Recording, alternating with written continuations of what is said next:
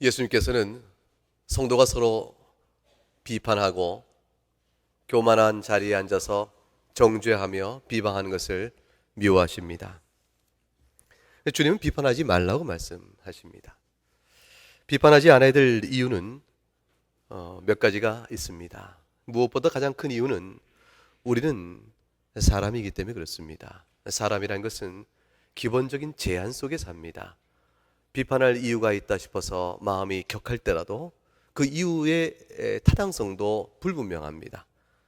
정보가 제한되어 있고 또 정보가 사실에 과치해서 맞다 할지라도 그것을 판단하는 기준이 자기의 잣대이기 때문에 결국은 모든 일을 두루보아 형평에 맞고 진리에 합당한 대로 판단하시는 오직 하나님 한 분이라는 사실을 기억할 필요가 있습니다.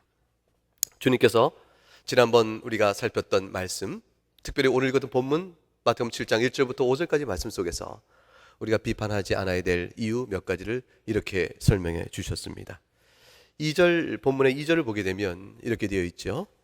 비판하는 그 비판으로 너희가 비판을 받을 것이요 또 너희가 헤아리는 그 헤아림으로 너희가 헤아림을 받을 것이니라.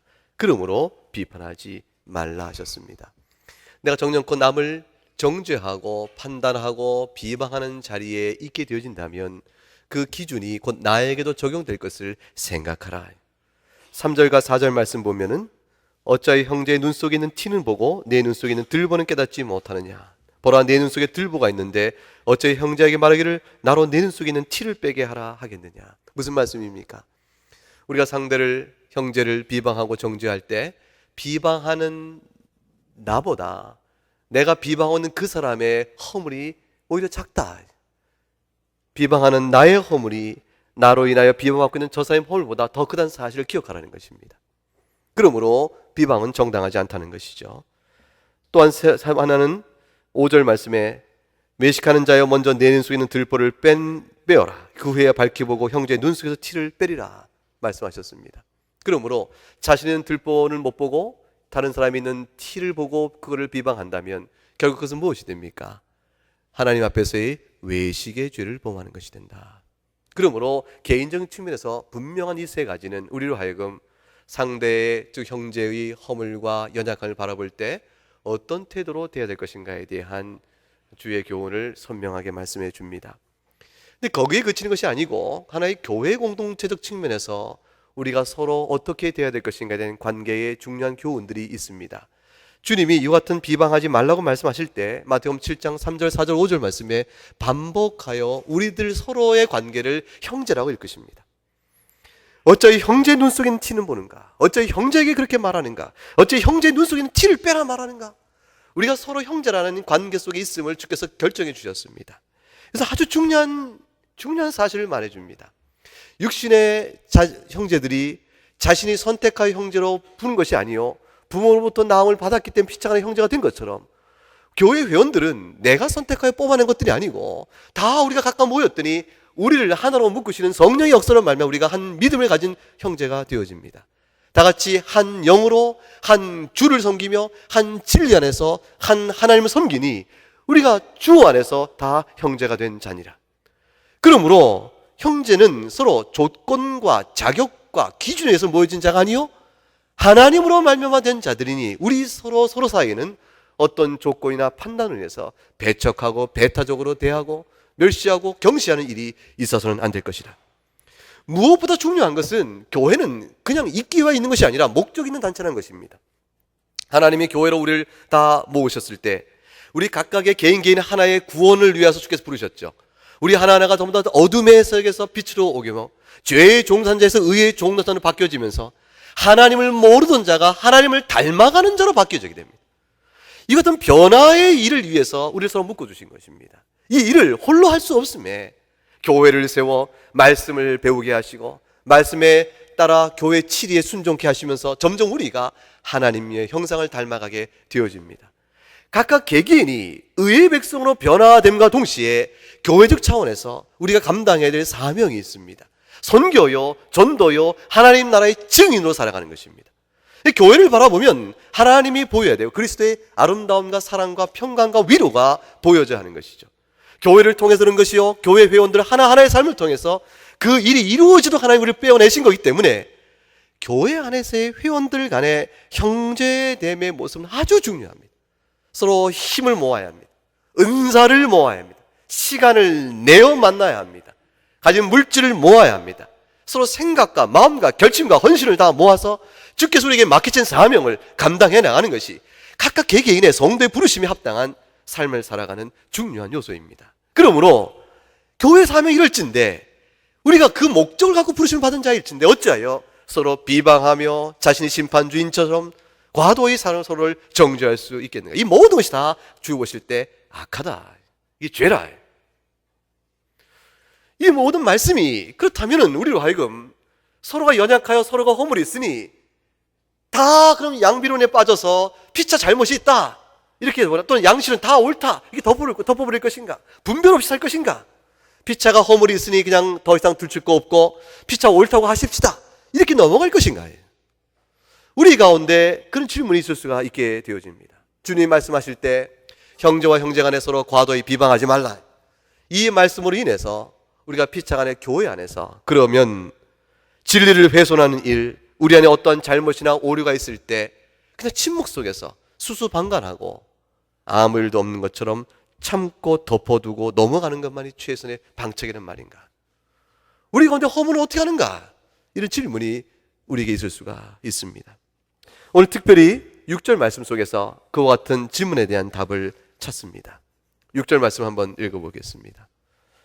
본문 6절 아시죠? 읽어보죠. 시작.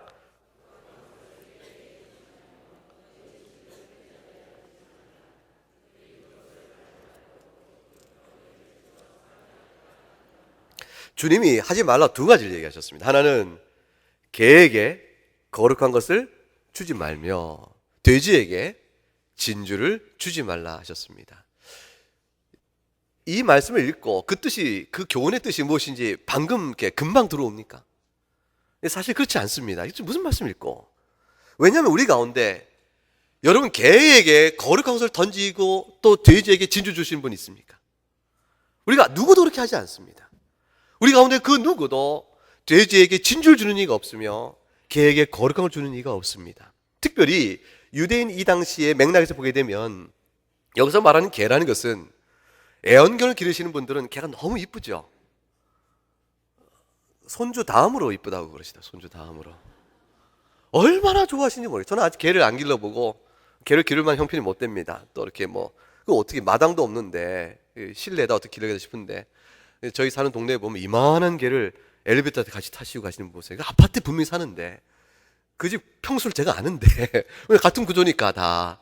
근데 이만한 개를 그냥 안고 들어가고 사랑하고 사세요. 그래서 얼마나 좋은지 모르겠는데 물어보면 굉장히 화를 내시죠. 어찌 그 개를 기르냐. 당신이 개를 기르는 기쁨을 몰라서 그런다. 자식보다 100배 낫다. 이렇게 얘기하시죠. 100배 낫다. 그게 무척 좋은가 봐요. 그런데 그런 개가 아닙니다. 주께서 개에게 거룩한 걸 던지지 말라는 이 개는 그 당시 애완견의 개념이 아니고 길을 배회하고 쓰레기 더미를 뒤집어 거기서 뒤져 먹을 것을 구하며 우르렁거리고 사나우며 길들이지 않은 집 없는 주인 없는 들깨와 같은 자들을 의미합니다. 그런 개들이 다니고 있었던 거예요. 근데 거룩한 것이란 것은 뭘 의미하면 하나님과 관계된 것을 의미합니다. 하나님께 드려진 것이요 하나님과 관계된 것이니까 결국 개에게 먹을 것을 주되 그것이 바로 하나님께 드려진 것으로 주지 말라는 뜻이 되어지는 것이죠. 그 하나님께 거룩한 제사를 드리고 난 희생 제물을 그 개에게 던져주지 말라는 것입니다. 근데 그 누구도 하나님께 드린 희생 제물의 고기를 그런 개에게 먹을 것을 던져주는 아무도 없습니다. 아무도 없다는 사실이 거룩한 것을 개에게 던지지 말라는 말씀 속에 주님 도대체 무슨 뜻입니까? 묻게 만드는 한 가지 이유가 되어집니다. 돼지가 기대합니다. 주인이 와서 뭘 주면은 돼지가 기대하는 것은 무엇이겠습니까? 주인에게 먹을 것을 기대하겠지요. 근데 진주를 던져주면 우리에게 너무 귀한 것이지만 그 진주가 돼지에게는 아무 소용이 없는 것이므로 돼지의 마음만 상하게 할 따름입니다. 도대체 이게 뭐냐 이게 나를 무시하는 거냐 싶겠죠. 돼지가 발끈하게 되겠죠. 돼지에게는 전혀 소용이 없는 것이요 아무 관계없는 것이요 오히려 화를 자극하는 것이 되고 말 것입니다. 우리 가운데 누구도 돼지에게 진주를 던지지 않습니다. 그러면 결국 거룩한 것을 개에게 주지 말 것이며 진주를 돼지에게 던지지 말라는 말씀의 뜻은 상징적으로 해석해야 한다는 뜻을 의미하죠. 그대로는 우리 가운데 아무도 행하는 것이 없으니까. 그럼 개와 돼지 도대체 무엇을 가리키며 거룩과 진주는 무엇을 가리키는가? 거룩함과 진주는 성경 전체를 보게 되면 무엇을 가리키는지 그것은 쉽게 규명이 됩니다. 거룩은 하나님과 관계된 것이요, 하나님께 들어진 것이요, 또 진주라는 것은 하나님 나라의 복음과 관계된 것이죠. 즉 우리 마태복음에 보게 되면 주님께서 진주 장사가 진주를 다 팔아서 하나님 나라를 사는 것, 또는 고귀한 진주가 밭에 있는 걸 보고 재산 다 팔아서 밭을 산다고 했을 때 그 진주는 곧 하나님 나라를 가리킵니다. 그 하나님 나라의 복음이요, 예수 그리스도 안에 주시는 복음의 영생이요, 주의 의의 백성을 삶아 주시는 것이요, 죄 가운데 영원한 멸망한 심판자에 있는 자들에게 생명의 길로, 의의 길로 하나님 나라의 백성을 이끌어내시는 것이니까 이 진주요, 이 거룩한 것은 거룩하신 하나님께 우리가 부여하신 말할 수 없는 은택, 영원한 생명입니다. 이것을 개와 돼지에게 주지 말라고 말씀하세요. 개와 돼지는 도대체 누구를 뜻하는 것일까? 누구를 의미하는 것일까? 성경을 통해서 몇 군데 암시적인 것을 찾아서 말씀을 풀어봐야겠는데 시간상 한 구절을 봅니다. 베드로후서 2장 22절입니다. 성경을 열어보셔야 될 거예요. 베드로후서 2장을 다 살펴봐야 되니까.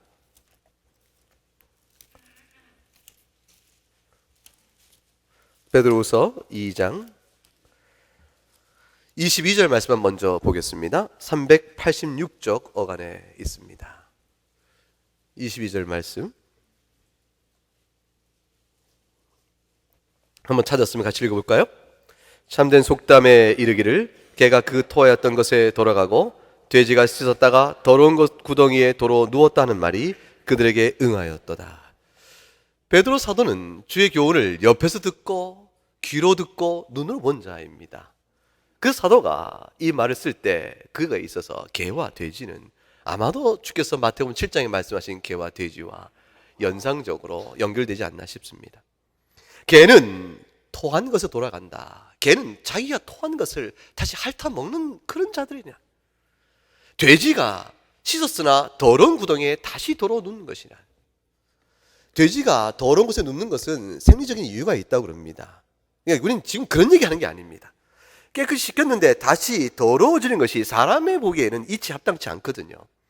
어째 토한 것을 다시 먹는가? 이건 사람에게 합당치 않거든요. 근데 개와 돼지는 그와 같다는 것이, 그와 같다. 개와 돼지의 생리를 비판한 것이 아니고, 그건 동물의 속성이 그런 것을 우리가 뭐라 하겠습니까? 그것이 아니라 그것이 사람에게 빗대었을 때 사람이 그럴 수 있겠는가라고 말씀합니다. 근데 그와 같은 자들이 있다. 그와 같은 자들이 있다면 토한 것을 다시 핥아먹고 아니라 싶어서 내 속에 담을 수 없어서 토해낸 것을 다시 먹는 미련한 자가 있고, 더러워서 씻어버렸다가 다시 더러운 구덩이에 들어가는 자가 있으니 이게 이치에 합당한가? 이와 같은 자들이 누구일꼬? 영적으로 보면 바로 이와 같은 자들이라. 베드로후서 2장 1절부터 봅니다. 2장 1절로 가보세요. 1절에 보게 되면 백성 가운데 또한 거짓 선지자들이 일어났다 되어 있습니다. 이 개와 돼지 같은 자, 토한 것을 다시 핥아먹고 더러운 곳에 다시 도로 가서 누워버리는 그런 돼지와 같은 이와 같은 자들이 누구인고? 영적인 측면에서 바로 거짓 선지자요 1절에 또 어떤 자들입니까? 거짓 선생이요.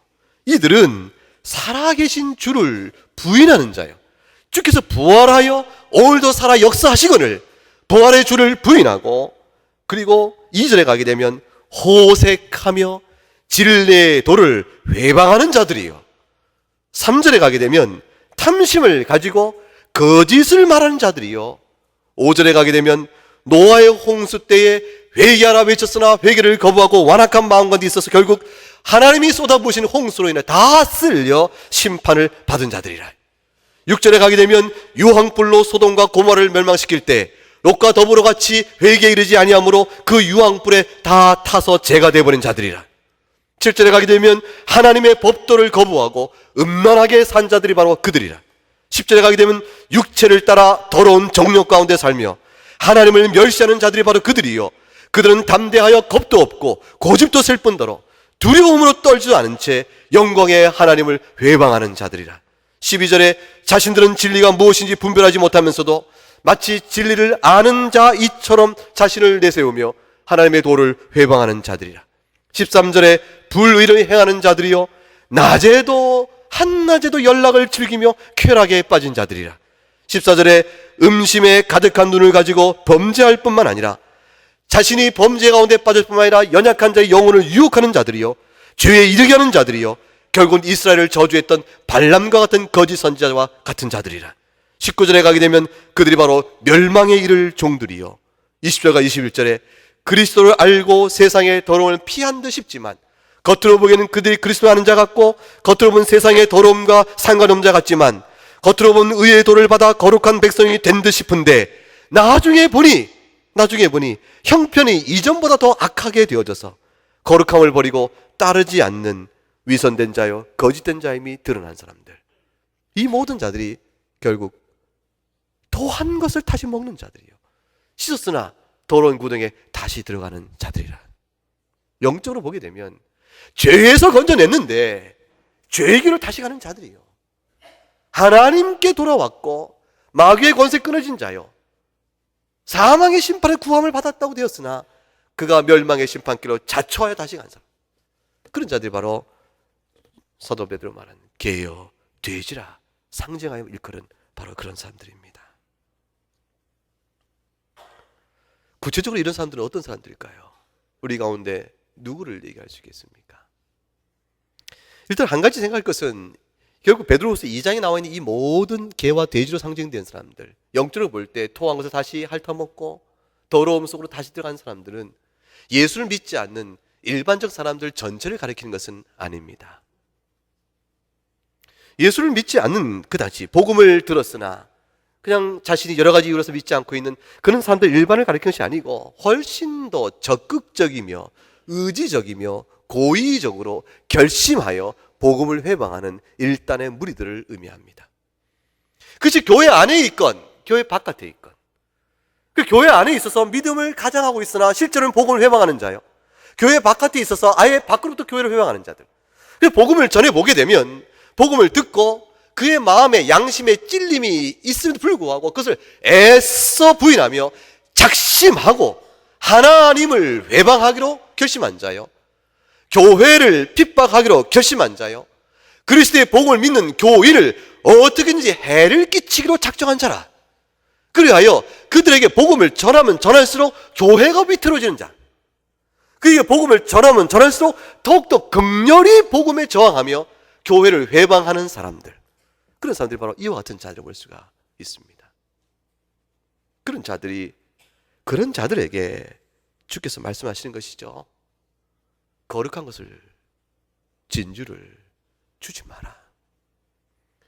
진주를 주고 거룩한 것을 주어 주의 나라의 영생의 복음을 말하면 말할수록 더욱 큰 기세로 교회를 회방하고 자신에게 생명의 복음을 전하는 그 자에게 죽음의 결단으로 갚아가는 그런 악을 행하는 자들이 있으니 그런 자들에게는 복음을 전하는 일이 있어서 매우 지혜롭게 될 것이라. 이 모든 말씀은 임의로 우리가 판단하여 누구에게 복음을 전하고 누구에게 전하지 않아야겠다 이렇게 결정한 그런 뜻은 아닙니다. 우리의 사명은 분명합니다. 마태복음 28장에 나와 있는 대로 19절과 20절에 같이 읽어보십시다. 그러므로 너희는 가서 모든 민족을 제자로 삼아 아버지와 아들과 성령의 이름으로 세례를 베풀고 내가 너에게 분부한 모든 것을 가르쳐 지키게 하라. 이거 우리의 사명입니다. 교회 준 사명이요 모든 민족에게 전하라 하였으므로 모든 민족이 다 구원받지는 않을 것이나 그러나 모든 민족이 들어 알게끔 전하는 일은 우리의 책임인 것입니다. 복음 전도라는 것은 우리가 생명을 구원하는 일이 하는 것이 아니고 생명의 복음을 알려주는 정보 전달이에요. 우리가 어떻게 사람을 구원하겠습니까? 그 심령을 주께서 깨우쳐야 되는데 우리가 어떻게 그것을 하겠습니까? 다만 하나님께서 죽은 자의 심령을 산 자로 바꾸실 때 거듭나게끔 하시며 중생케 하시어 그 자를 죽은 자에서 영적 감각이 있고 생명 난 자로 바꾸실 때 성령께서 그 일을 하실 때 우리가 전하는 복음의 메시지를 사용하십니다. 그럼 우리는 전할 따름이죠. 전하는 일은 해야 합니다. 이건 우리 사명입니다. 사도행전 1장 8절을 가보면 이렇게 되어 있죠. 주께서 승천전에 말씀하신 교훈입니다. 읽어보십시다. 오직 성령이 너에게 임하시면 너희가 권능을 받고 예루살렘과 온 유대와 사마리아와 땅끝까지 이르러 내 증인이 되리라. 우리가 되어야 될 이것은 증인의 사역입니다. 그러면 이 증인의 사역을 누구에게 할 것이고 누구에게 가릴 것인가? 우리가 임의로 정할 것은 아니지요. 그럼에도 불구하고 복음을 전하는데, 증인으로 복음을 전하는데 기도하며 강권적으로 또는 어떻게든 설득하여 이 생명길로 오기를 원하여 그 영혼이 불쌍하여, 영혼이 불쌍하잖아요. 그 사람이 주 앞에 나와 우리에게 얻어지는 이익이 도대체 뭐가 있겠습니까? 다만 그 영혼이 지옥의 멸망길에 가기를 내가 원치 않고 안타까워 그 영혼을 불쌍히 여겨 복음을 전하면 전할수록 오히려 그에게서 거센 저항이 일어나며 복음을 회방하고 하나님의 이름을 멸시하고 교회를 핍박하며 복음을 전하는 자를 위해하는 일이 벌어지니 그럴 경우에는 복음을 거두라. 복음을 거두라. 성도의 안정과 평안과 교회를 보호하시는 하나님의 말씀입니다. 주님께서 제자들을 파송하신 적이 있어요. 제자들 다 먹고 70명의 제자를 파송합니다. 너희는 온 예루살렘과 유대를 다니면서 복음을 전하라. 그리고 귀신 쫓는 권세 주시고 병 고치는 권세 주시고 진리의 말씀 위에 넣어주시고 다 보냅니다. 보내실 때 주께서 주의와 경고의 말씀을 주세요. 그것이 마태복음 10장에 나옵니다. 읽어보십시다. 누구든지 너희를 영접하지도 아니하고 너희 말을 듣지도 아니하거든 그 집이나 성에서 나가 너희 발에 먼지를 떨어버리라. 주님은 제자들을 파송하시면서 이리 떼 속에 양을 보낸 것 같은 그들의 위태로움을 잘 알고 계셨습니다. 우리가 복음을 전하는 것은 위태로운 일입니다. 우리가 복음을 전하는 것은 평화로운 일이 아니에요. 말하자면 복음을 모른 채 나름대로 그냥 잘 살고 있는 사람한테 그냥 흔들어 놓는 일과 똑같은 것이에요. 당신이 그렇게 살면 안 돼요. 하나님을 기억하시오. 이 땅에 사는 동안의 삶만 본다면 그것을 끝나면 좋겠지요. 이 땅에 사는 것이 전부라면 이런들 어떻고 저런들 어떻게 살겠습니까? 세상법에 큰 문제 없이 살면 좋은 것이요. 세상의 교양과 양심으로 살면 훌륭한 삶을 사는 것이겠죠. 이 땅에 사는 것이 전부가 아닌데, 하나님 앞에 살아가는 인생인데, 피조물이 창조주를 기억하며 살아야 마땅한데, 그들의 영혼을 생각하며 복음을 전하는 일은 그들에게 삶을 바꾸라는 것이요, 변화를 요구하는 것이요, 당신이 틀렸다고 말하는 것이니까 그건 위태로움을 자초하는 일입니다. 주님이 이리 가운데 양떼를 보는 것 같다 말씀하셨습니다.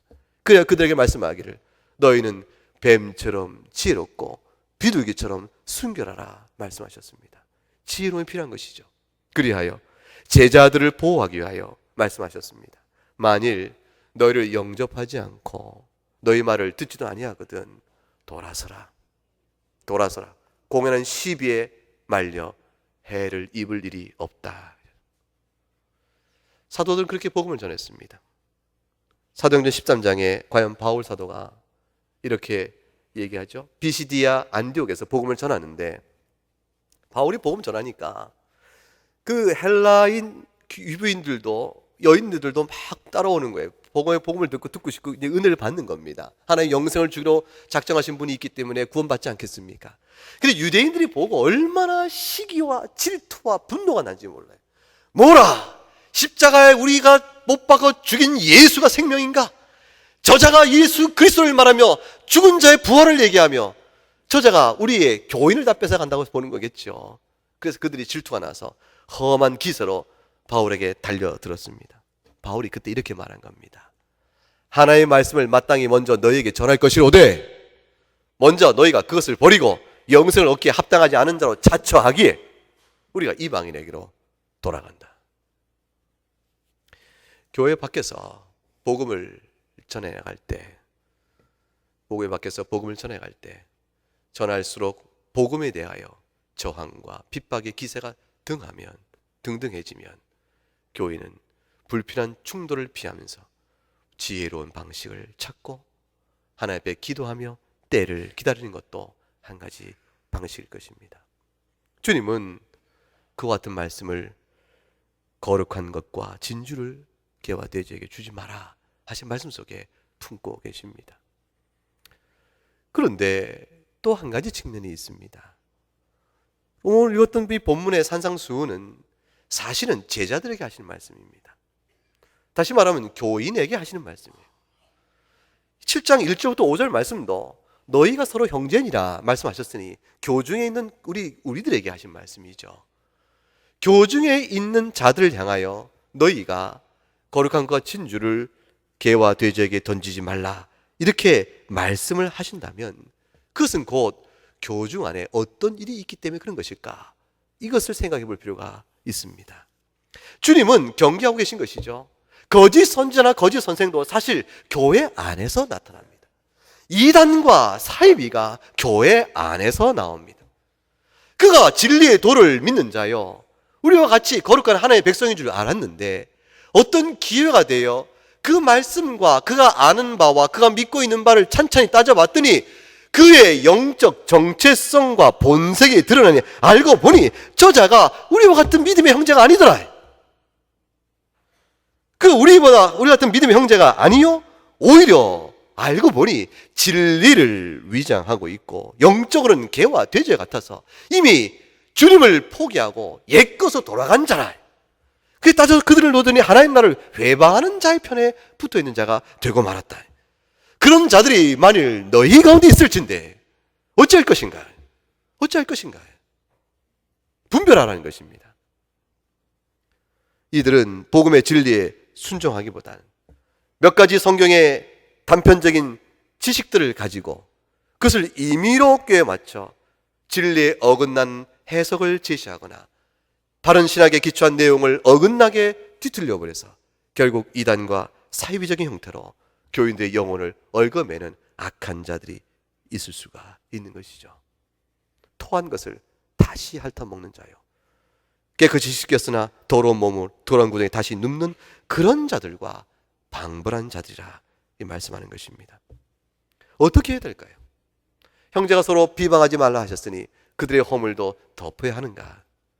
주께서 그들에게 거룩한 것과 진주를 던지지 말라는 말씀 속에는 우리가 해야 될 한 가지 태도를 말씀해 줍니다. 영적 성격이 분명하게 그리스도 안에서 그리스도의 복음을 들었음에도 불구하고 그것을 거부하고 부인하며 잘못된 불의의 길로, 거짓된 진리의 길로 이끄는 일이 교회 안에 있다면 비판하지 말라, 형제를 비방하지 말라, 정죄하지 말라는 이 교훈을 잘못 이해하여 그들의 허물을 덮어두는 일이 있어서는 안 될 것이라. 그것이 오늘 말씀 속에 담겨있는 뜻입니다. 분별할 것을 요구하시는 것입니다. 말하면 요구 같죠. 우리가 다 연약합니다. 도덕적 허물이 있고 말씀의 지식이 부족할 수 있습니다. 그래서 우리가 실수가 있을 수 있죠. 그래서 우리 가운데 연약성과 허물이 있는 것을 가지고 우리가 함부로 과하게 비방하거나 정죄하는 일은 있어서는 안 될 것이로되, 그러나 그렇다고 하여 교회의 뿌리를 흔들고 진리의 털을 뒤집어 놓으며 하나님의 귀한 영혼을 끌고 가는 그런 모든 영적 해악들마저도 눈 감아서는 결코 안 될 것이라는 것입니다. 그것은 철저히 가려내어 분별해야 될 것이라. 교회는 평화로운 가운데 사랑의 연합을 이루어야 마땅하지만 교회는 또한 분명한 진리 속에서 성별하고 거룩하게 지켜야 할 의무가 같이 있기 때문입니다. 진리를 파수하라. 그리하여 서로 영적으로 연합하라. 오늘날에 우리가 알고 있는 이단과 사이비는 말할 것도 없거니와 외양으로는 이단과 사이비가 아니요, 마치 규모 있는 공식적인 올바른 교단 안에 있는 사람 같지만 전혀 잘못된 일을 공공연히 가르치는 일들이 얼마나 많은지 모릅니다. 며칠 전 신문에서 제가 봤어요. 시카고 신학대학원이라니까 아마도 시카고 대학의 신학학부인지 아니면 시카고 신학대학원, 시카고 Theological Seminary인지 또는 UC인지 제가 그건 구별을 못했는데 테드 제닝스라는 한 분의 얼굴이 나와 있고 기사가 나와 있었습니다. 근데 그 사람이 쓴 책이 있고 그 책 때문에 한국에서 강연한 책인데 그것은 제목이 이겁니다. 예수가 사랑한 남자. 이게 무슨 뜻인지 알겠습니까? 그렇게 번역된 책 속에 담겨 있는 굴절된 복음이라 말하여 굴절된 메시지가 뭔지 아시겠습니까? 이 동성애에 대한 합리화 신학입니다. 예수가 사랑한 남자라 했으니 동성애에 대한 합리화를 넘어서서 예수님 부분 자신이 동성애였다라고 말하는 것이에요. 이분이 신학부 교수로 지금 있는 사람입니다. 그분의 주장은 이거예요. 요한복음 아시죠? 그 요한이 예수님 품에 이렇게 싹 기대어 있었다. 그거 아시죠? 왜 남자가 남자한테 기대어 있느냐? 이게 동성애라. 그 성경에서 그렇게 성경에서 해석을 억지로 근거 없는 해석들을 끌어내기 시작합니다. 그러면은 그것이 동성애면 너희는 서로 사랑하라 했으면 우리 모두 다 어떤 사람이 되는 거예요? 어떤 사람이 우리가 서로 형제를 사랑하면 우리 모두가 다 동성애가 되는 것입니까? 예수님께서 부자 관원이 나옵니다. 누가복음에 보게 되면 마가복음에 보게 되면 예수님께 나와서 한 부자 청년이 영생의 길을 묻습니다. 그럴 때 예수님이 그 청년을 보고 마가복음에 기록되기를 예수님이 그를 사랑하사 이렇게 되어 있습니다. 그럼 예수님이 그 청년과 사랑하시는 겁니까? 이 도대체 이 말이 안 되는 또 레위기 18장 20장 속에서 그토록 주께서 모세의 율법을 통하여 명하시기를 하나님의 거룩한 공동체 안에 남자가 여자와 관계가 아니라 남자가 남자를 여자 쓰듯 하고 여자가 여자를 남자 쓰듯 하는 이런 모든 음란한 일들이 너희 가운데 없도록 하라 하고 말씀하시고 그 같은 일이 있거든 죽이라 하셨습니다. 주님이 하나님이 거룩한 성결한 공동체 안에 있어야 될 일에 대한 명백한 지시가 있고 사도 바울이 하나님의 징조, 죄 아래에 있는 모든 비참한 현상을 예를 들면서 남자와 여자가 각기 순리대로 사용하지 않고 영리대로 사용하여 각기 동성 간에 음욕이 불탄 것에 대한 죄상을 지적하는 모든 사실들이 그 얘기는 보이지 않는 모양입니다.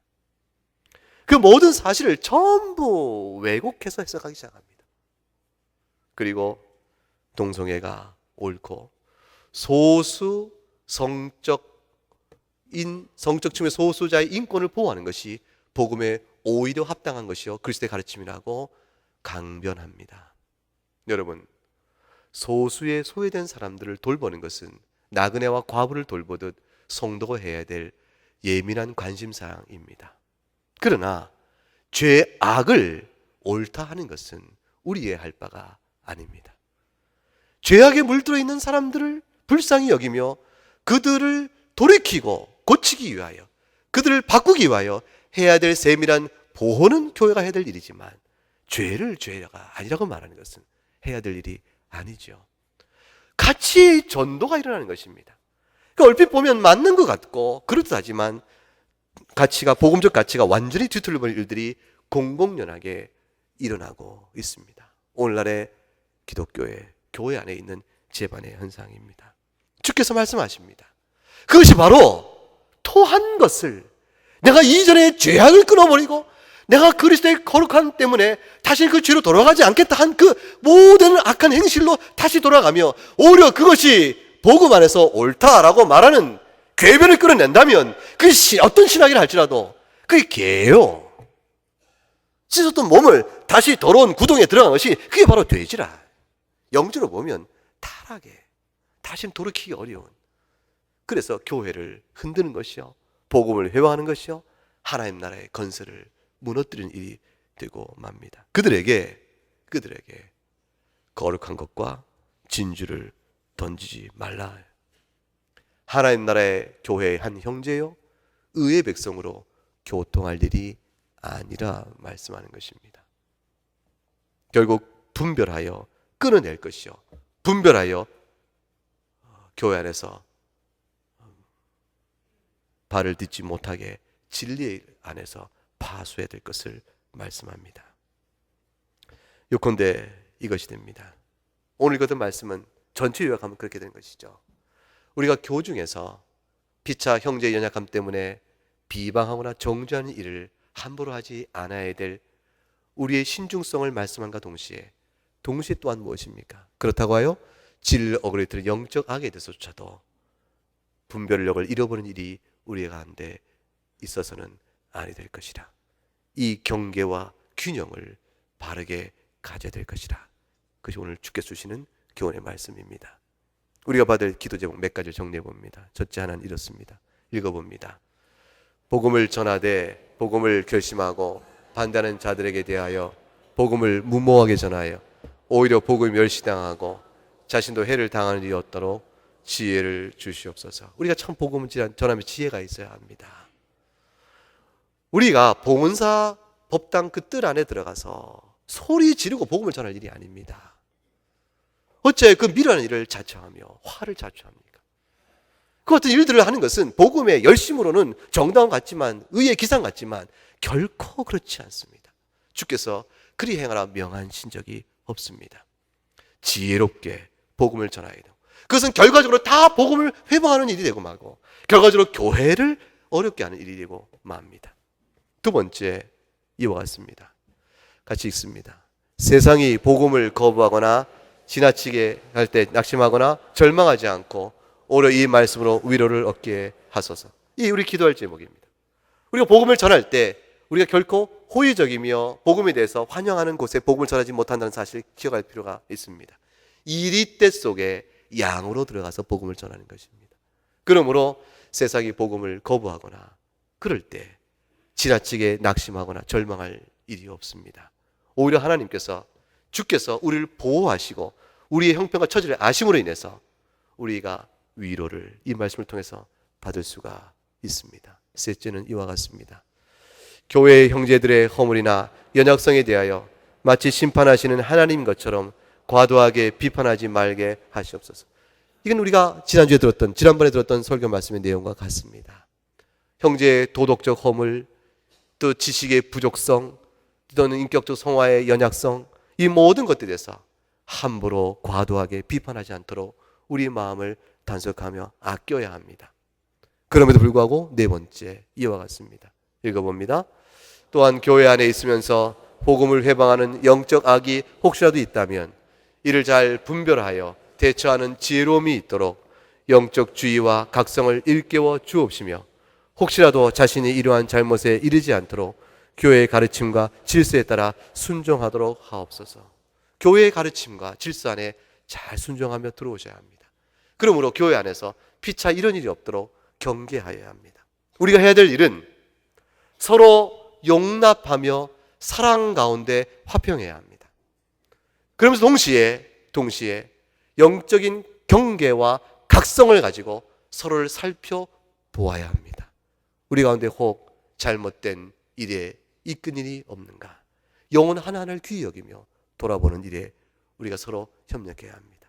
결국 마태복음 7장 1절 6절까지 말씀은 교회 공동체가 해야 될 중요한 교훈을 우리에게 주시는 것이라 말씀할 수가 있겠습니다. 우리 함께 찬송하겠습니다.